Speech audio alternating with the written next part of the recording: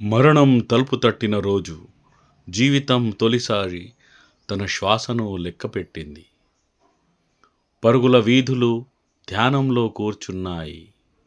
ఇళ్ళు మాత్రం ఆత్మలతో నిండిన గుడులయ్యాయి. ప్రకృతి, ఇది నీ కోపం కాదు, నీ కరుణకు వేసిన మౌన వస్త్రం.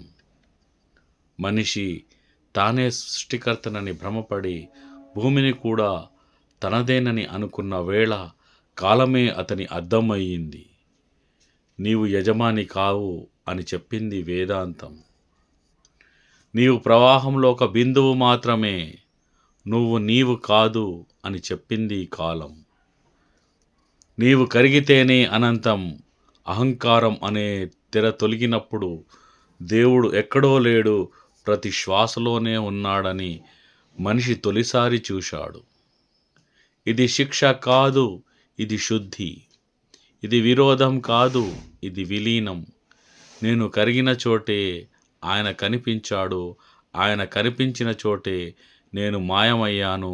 చివరికి మిగిలింది ఒక్క మాట, అంతా అనంతం, అంతా అనంతం.